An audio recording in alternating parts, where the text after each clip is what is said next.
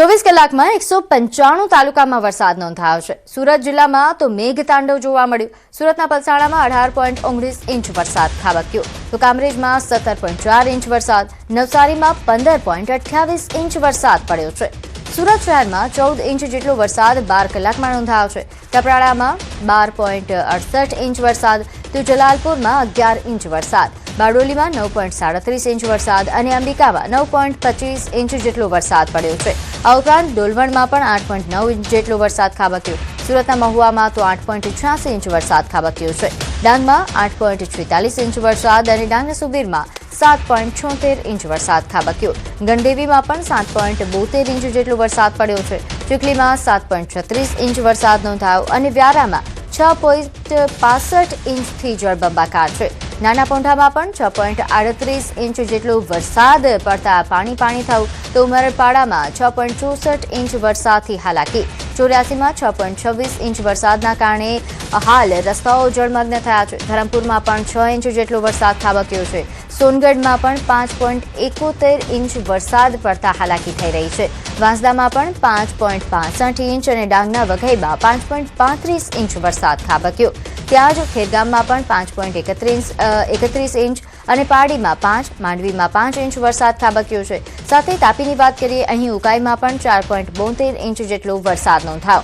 વલસાડની વાત કરીએ, વલસાડ નેત્રંગમાં 4 ઇંચ વરસાદ ખાબક્યો છે। નાંદોદમાં પણ 4 ઇંચ વરસાદ પડ્યો। દેગામમાં 3.5 અને ડેડિયાપાડામાં 3.5 ઇંચ વરસાદ ખાબક્યો। આ પરિસ્થિતિ દક્ષિણ ગુજરાતની છે, જ્યાં હાલ આ પ્રકારની પરિસ્થિતિ સર્જાઈ છે। દક્ષિણ ગુજરાતમાં સૌથી વધુ વરસાદ નોંધાયો છે। સુરત કે જે હાલ જળ પ્રહારથી હાહાકાર ત્યાં મચી ચૂક્યો છે।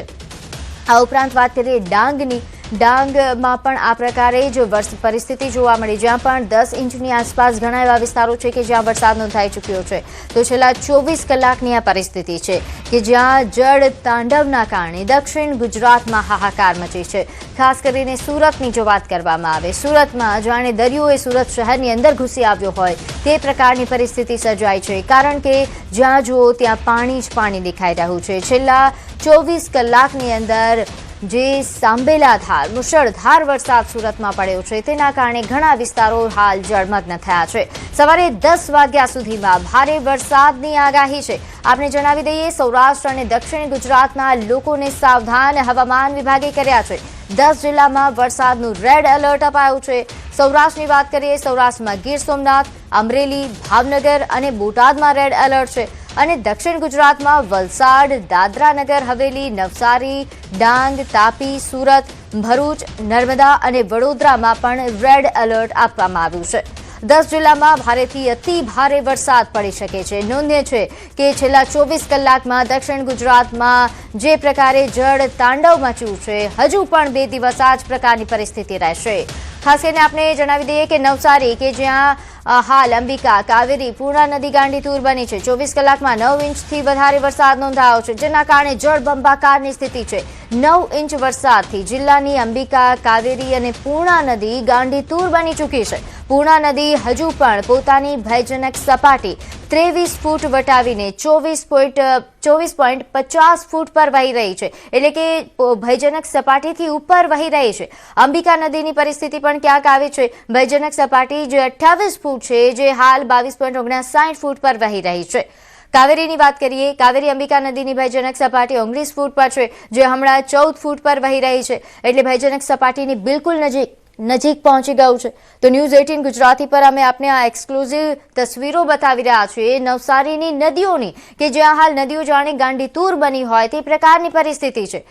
ખાસ કરીને અહીં જે પૂર્ણા નદી છે તે પોતાની ભયજનક સપાટીથી ઉપર વહી રહી છે। અંબિકા નદીની આ પ્રકારની પરિસ્થિતિ છે। કાવેરી નદી પણ હાલ ગાંડીતુર બની છે, બે કાંઠે થઈ રહી છે, જેના કારણે આસપાસના ગ્રામ્ય વિસ્તારોને ખાસ તંત્રએ એલર્ટ આપ્યા છે। તો હાલ નવસારીથી મારી સાથે સંવાદદાતા કીર્તેશ લાઈવ જોડાઈ ગયા છે। કીર્તેશ, નવસારીમાં હાલ કેવા પ્રકારનું જળ તાંડવ આપ જોઈ રહ્યા છો, કેવા પ્રકારની પરિસ્થિતિ?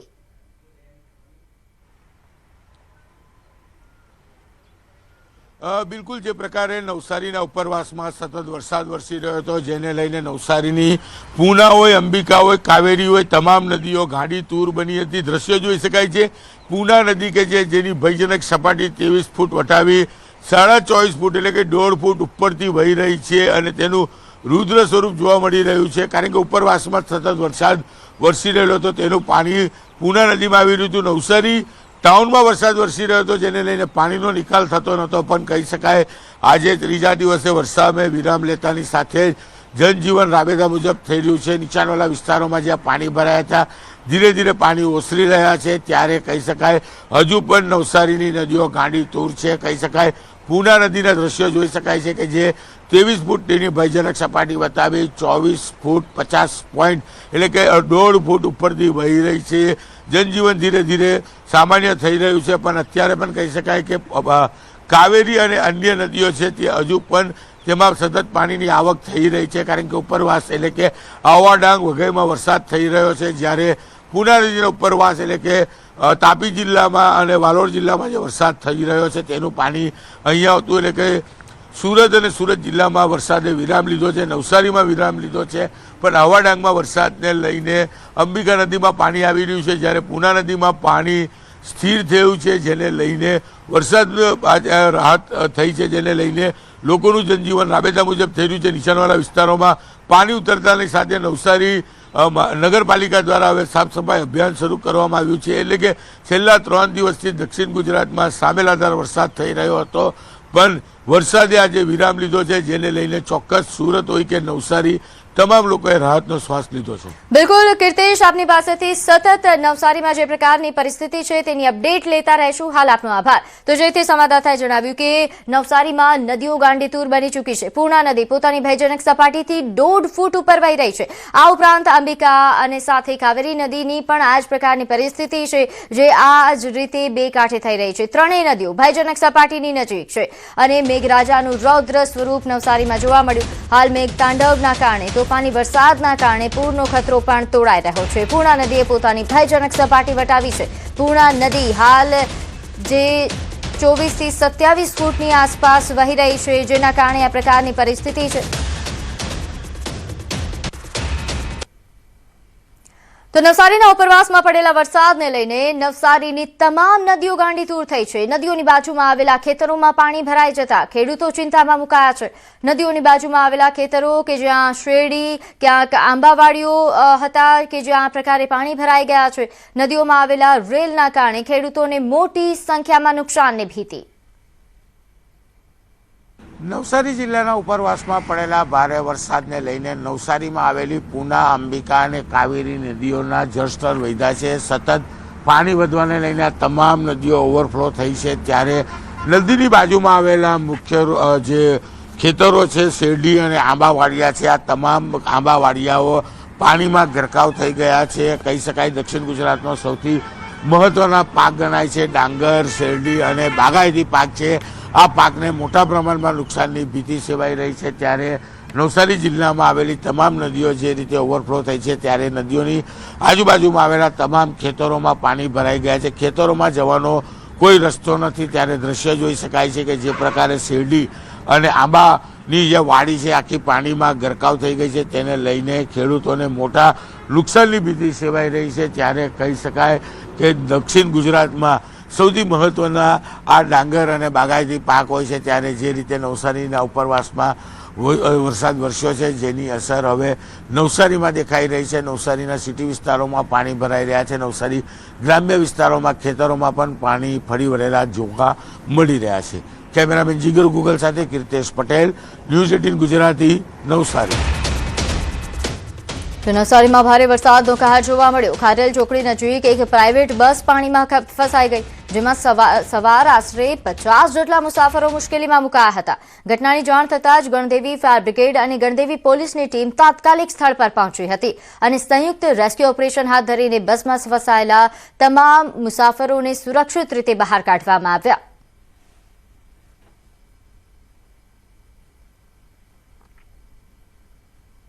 તો નવસારીમાં ભારે વરસાદે જનજીવન અસ્તવ્યસ્ત કરી નાખ્યું છે। તે વચ્ચે જળબંબાકાર વચ્ચે એક યુવાનનો અનોખો વિડીયો સામે આવી રહ્યો છે, જે વાયરલ થઈ રહ્યો છે। શાંતાદેવી રોડ પર પાણી ભરાતા પોતાની દ્વિચક્રી વાહનને ડૂબતું અને નુકસાન પામતું બચાવવા માટે એક યુવાને આખી ગાડી એક ખભા પર ઉપાડી સુરક્ષિત સ્થળે પહોંચાડી હતી। યુવાનનો આ અનોખો જુસ્સો કેમેરામાં કેદ થયો છે અને હવે તેનો વિડીયો સોશિયલ મીડિયા પર ઝડપથી વાયરલ થઈ રહ્યો છે। નવસારીમાં ભારે વરસાદ વચ્ચે ગણદેવી ફાયર વિભાગે વધુ એક સફળ રેસ્ક્યુ ઓપરેશન પાર પાડ્યું। નવસારીથી ખારેલ તરફ જઈ રહેલી અર્ટિગા કાર ખારેલ ઓવરબ્રિજ નીચે વરસાદી પાણીમાં ફસાઈ ગઈ, જેને તેજ પ્રવાહમાં તે તણાવા લાગી હતી।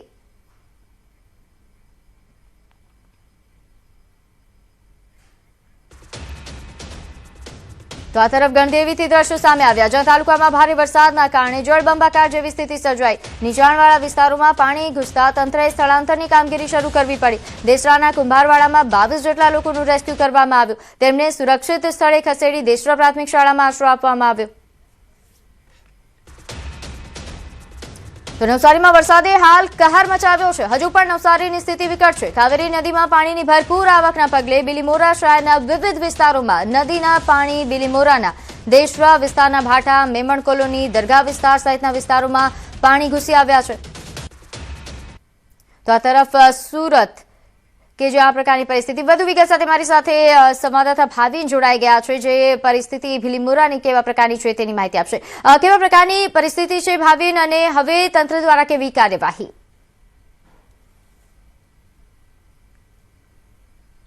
ચોક્કસથી દીપા, વરસાદને લઈને નવસારી જિલ્લામાં આફતનો વરસાદ વરસ્યો હોય એવું કહી શકાય, એટલા માટે કે છેલ્લા સતત 3 દિવસથી વરસી વરસાદને કારણે નવસારી જિલ્લાની અંબિકા, કાવેરી અને પૂર્ણા નદીઓ ગાંડી તૂર બની હતી અને બે કાંઠે વહેવા લાગતા સમગ્ર જે નીચાણવાળા વિસ્તારો છે ત્યાં પાણી થઈ ચૂક્યું હતું। જળબંબાકારની સ્થિતિ ઊભી થઈ ચૂકી હતી, એને હાલાકી લોકોને વેઠવાનો ભારે વારો આવ્યો છે। હજુ પણ નદીઓ છે, દ્રશ્ય દ્વારા બતાવવાનો પ્રયત્ન કરીશ, નદીઓ હજુ પણ ગાંડી તૂર છે।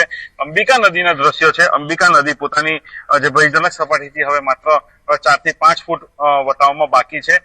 હાલ અંબિકા નદી જે છે 23 ફૂટે હાલ વહી રહી છે અને જે બે કાંઠે વહેતા જે ગણદેવી તાલુકાના જે નીચાણવાળા વિસ્તારો છે ત્યાં એ વિસ્તારોમાં હાલ પાણી ભરાવાનું જે સમસ્યા છે એ સામે આવી રહી છે અને એના કારણે હજુ પણ કેટલાક ગામો જે છે સંપર્ક વિહોણા બન્યા છે અને જે આંતરિક માર્ગો છે એ પણ હાલ બંધ છે।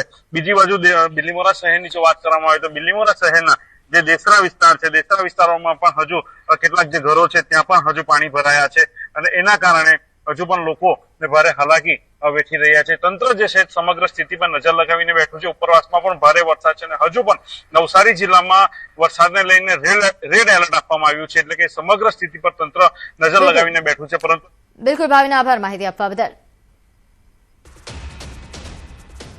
તો આ તરફ સુરત જિલ્લામાં મેઘતાંડવ, પલસાણામાં 18.19 ઇંચ વરસાદ ખાબક્યો, કામરેજમાં 17.4 ઇંચ વરસાદ, સુરત શહેરમાં 14 ઇંચ જેટલો વરસાદ ખાબકી ચૂક્યો છે। આ તરફ અંબિકા કે જ્યાં 9.25 ઇંચ વરસાદ અને બારડોલીમાં 9.52 ઇંચ વરસાદ જોવા મળી રહ્યો છે। ઓલપાડની વાત કરીએ, અહીં 3.13 ઇંચ વરસાદ ખાબક્યો, 84માં 6.36 ઇંચ અને મહુવામાં 9 ઇંચ વરસાદ।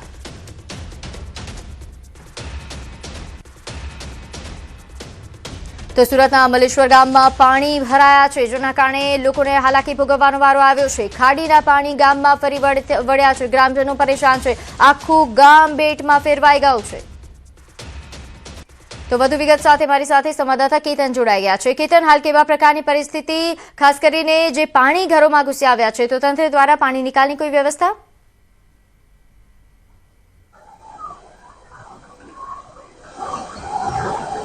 ચોક્કસથી વાત કરું તો ગત રોજ ગુજરાત ખાતે સૌથી વધુ વરસાદ 19 ઇંચ જેટલો વરસાદ પલસાણા ખાતે ખાબકતા પલસાણા તાલુકાનું જે બલેશ્વર ગામ છે, બલેશ્વર ગામની અંદર 32 ગંગા ખાડીની અંદર ઘોડાપુરની સ્થિતિ જોતા આ સમગ્ર ગામ બેટમાં ભેળવ્યું। સામે આ દ્રશ્ય બતાવવાના પ્રયાસ કરીશ કે આ જે દ્રશ્ય છે એ ચલતાણથી ટુંડી અને જે સામે પાર રહેતા જે 70 થી 60 જેટલા ઘરોની અંદર પાણી ફરી વળ્યા હતા, જે અંતર્ગત મોડી રાત્રિએ વહીવટી તંત્રએ પણ રેસ્ક્યુ કરવાની નોબત આવી હતી અને ખાસ કરીને વાત કરવામાં આવે તો આજે છેલ્લા 10 વર્ષથી જે આ ઇન્ડસ્ટ્રીઝના દબાણને કારણે આ ખાડીપુરની સમસ્યાઓ ઉદ્ભવી છે અને ગામજનોએ હાલાકી વેઠવાનો વારો આવ્યો છે.